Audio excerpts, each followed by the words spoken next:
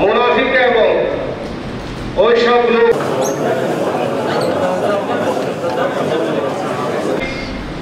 তোমাদের জন্য এখন দিকে শেখ হাসিনার অত্যাচার আর বুলেট, আর একদিকে গোটা বাংলাদেশের বিদ্রোহী জনতা।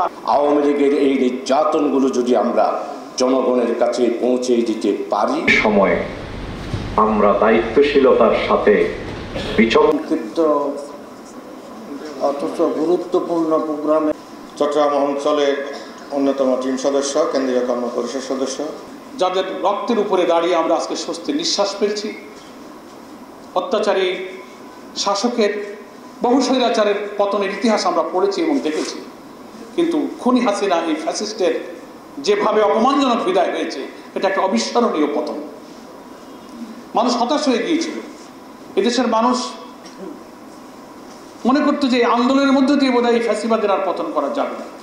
হতাশ হয়ে জনগণ বলতো যে শেখ হাসিনা কি আমাদের কাছ থেকে বিদায় নিতে পারবে না, ওর মৃত্যু ছাড়া বোধহয় ওর ক্ষমতা থেকে যাওয়ার আর কোনো পথ নাই, এমন কথা অনেকে হতাশ হয়ে বলতো, নাকি বলেন? বলতো।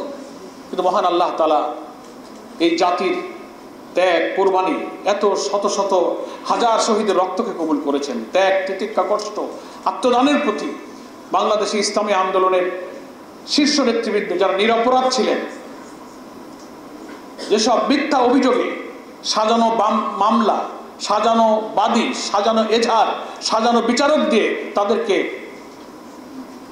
জুডিশিয়াল কিলিং করে ফাঁসিতে ঝুলিয়ে হত্যা করা হয়েছে।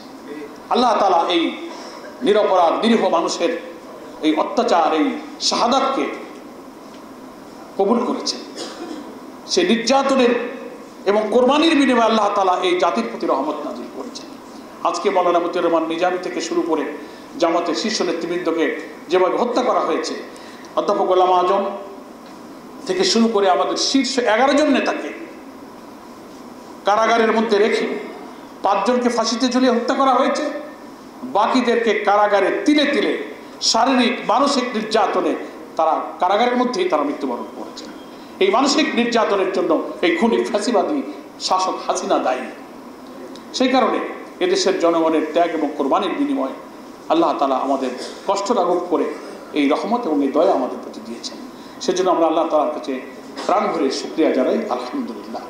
বাংলাদেশের এই ফ্যাসিবাদী অত্যাচারী শাসকের পতনের ইতিহাস লেখা হবে। সেই ইতিহাসে এই হাজার ছাত্র জনতার রক্তদানের ইতিহাস, বীরত্বের ইতিহাস, অকুত ভয়, মৃত্যু ভয়হীন চেতনা দিয়ে ফ্যাসিবাদী শাসকের বুলেটের সামনে সেই রংপুরের আবু সাইদের একদিকে গুলির সামনে বুক পেতে দিয়ে, একদিকে শেখ হাসিনার অত্যাচার আর বুলেট, আর একদিকে গোটা বাংলাদেশের বিদ্রোহী জনতা এই আত্মত্যাগের স্বর্ণোজ্জ্বল ইতিহাস একদিন লেখা হবে।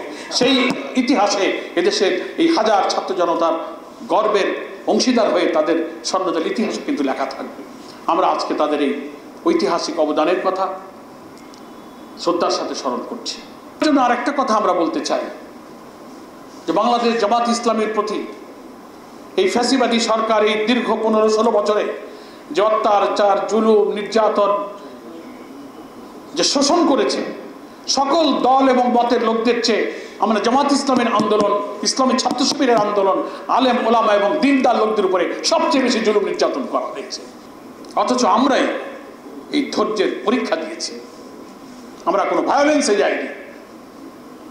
আন্দোলনের হাসিনার পতনের মাত্র 4 দিন আগে জামাত ইসলাম এবং ইসলামী ছাত্র শিবিরকে নিষিদ্ধ করা হয়েছে। জামাত ইসলামের মধ্যে একটি গণতান্ত্রিক, একটা পার্লামেন্টারি ডেমোক্রেসি পলিসিতে যে আন্দোলন বিশ্বাস করে, বাংলাদেশের সুষ্ঠু নির্বাচনে গঠিত সকল পার্লামেন্টে যে জামাত ইসলামের প্রতিনিধিত্ব ছিল, সাংবিধানিক, রাজনৈতিক, গণতান্ত্রিক, সংসদীয় সব বিধি মেনে আমরা এখানে নিয়মতান্ত্রিক পদ্ধতিতে ক্ষমতা হস্তান্তরে বিশ্বাসের যে রাজনীতি করি, সেই আন্দোলনেরকে সন্ত্রাসী সংগঠনের ট্যাগ লাগিয়ে দিয়ে এই খুনি হাসিনা আমাদেরকে নিষিদ্ধ করলো তার বিদায়ের মাত্র 4 দিন আগে। অর্থাৎ ছাত্রদের এই তুঙ্গে উঠা আন্দোলনকে অন্যদিকে ডাইভার্ট করার জন্য তারা তখন আমাদের এই নিষিদ্ধের একটা অপকৌশল তারা গ্রহণ করলো।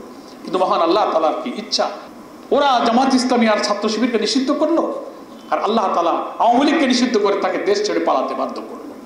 4 দিনের ব্যবধানে তাকে বাংলাদেশ থেকে বিদায় নিতে হলো। আমরা তখন জেলে ছিলাম, জামাত ইসলামী সহ বিরোধী দলের অনেক নেতৃবৃন্দ আমরা তখন কারাগারে ছিলাম।